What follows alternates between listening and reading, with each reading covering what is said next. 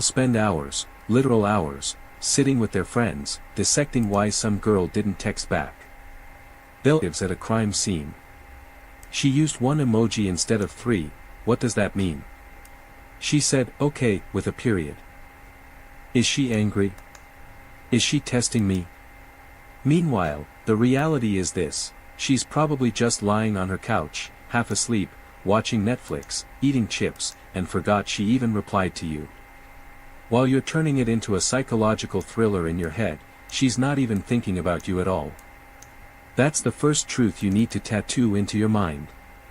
Women are not analyzing you the way you analyze them. They are not sitting in secret meetings with their friends decoding your text messages like they're CIA agents. Most of the time, women are simply reacting to how they feel in the moment. That's it. I'll give you a story from my own life. I was 22, just a student, and there was this girl on campus. She was stunning, brilliant, the kind of woman I thought was. I turned into a full-time investigator. I studied her schedule, figured out where she got her coffee, even noticed what books she was reading. I was like some relationship version of the CIA, building a dossier on her life. After weeks of planning, I finally got the courage to approach her. My heart was pounding, palms sweating, rehearsed every line in my head. And you know what happened? Nothing. She barely responded. Why? Because that day, her cat was sick. Her mind wasn't on me, or on romance, or on conversation. And nothing I said or did mattered. Fast forward 2 weeks. I bump into her randomly at a party. I wasn't prepared, wasn't polished, wasn't strategic. I just blurted something stupid about the music being too loud. She laughed, the mood was right, the timing was right, and we ended up dating for 2 years. Do you see the lesson? It wasn't my carefully crafted, perfect approach that made it happen. It was the timing, the emotional state, the mood of the moment. A woman's emotional state is like weather. You can't demand the sun to shine just because you put on your best suit. The only thing you can do is check if it's raining or sunny and adjust accordingly. Men they try to change the weather. They think if they say the right word, that's not how it works. A woman's mood, her openness to connection, her interest in you, these things fluctuate constantly. And here's the kicker, most of it has nothing to do with you. It could be her hormones, her stress at work, an argument with her mother, the fact that her favorite TV show got cancelled, or what she ate for lunch.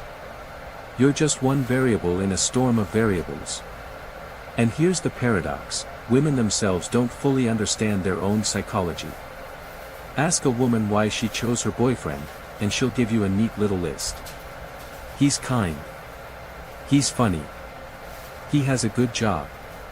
But that's not the truth. That's post-rationalization. It's like asking someone why they like chocolate. They'll say, because it tastes good. But the real reason? Complex chemical reactions in the brain that they're not even aware of. Women, like most, and then they build logical explanations afterward. This is what I call the retrospective narrative principle. The feeling comes first, the story comes second. Always. She feels attraction, then she creates reasons, then she creates justifications why you can't logic your way into a woman's heart. You can't show her a PowerPoint presentation about why she should date you. Slide 3, I have an excellent credit score, and my mother says I'm handsome. It doesn't work. Now let me blow your mind, women don't actually know what they want until they experience it. They think they know. They make lists, tall, dark, handsome, funny, successful. But then they fall head over heels for a short, pale, broke guy who cracks one good joke every now and then. Why? Because what women say they want and what actually triggers attraction are two different universes. It's like asking someone what food they'll eat when they're not hungry. They'll say salads. But when they're starving, they'll grab gas station sushi if that's what's available. The biggest mistake men make is behavior. They told you women love good men. They told you women want the guy who listens, the guy who waits, the guy who pours his heart out and puts her first. Noble, because it fed into that little fantasy in your head that if you just love her enough, if you just prove yourself enough, she'll finally see your worth. But reality? The guy who bends over backward, the guy who waits for her texts, the guy who explains his feelings like a diary. He gets ignored. He gets ghosted. He gets replaced by the man she said she wasn't ready for. Why? Because women are not drawn to comfort. They are drawn to challenge. They are not inspired by safety. They are inspired by mystery. They don't chase what sits and waits. They chase what moves and leads. The truth is brutal, but it will set you free. Attraction is not built through sacrifice. It's built through value. And value is never proven by begging, it's revealed by living. So while you sit there trying to show her why she should choose you, but being decisive, being confident, being unapologetic. And that, right there, is why women follow him instead of you. Let me tell you about emotional validation, because this is where most men completely misfire. Men think women want, dear, you're right. Oh, your boss is wrong for expecting that. Totally agree. Of course, you look amazing. Absolutely perfect. Do you see the mistake?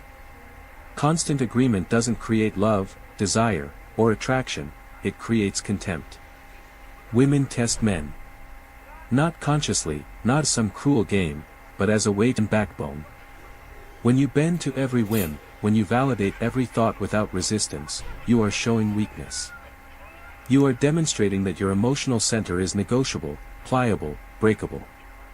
And here's the brutal truth, women are wired to respect and be attracted to strength. Not brute force. Not domination. Not arrogance. But strength. The kind that can handle emotion without crumbling. The kind that can take a challenge without aggression. The kind that can stand firm without shutting down.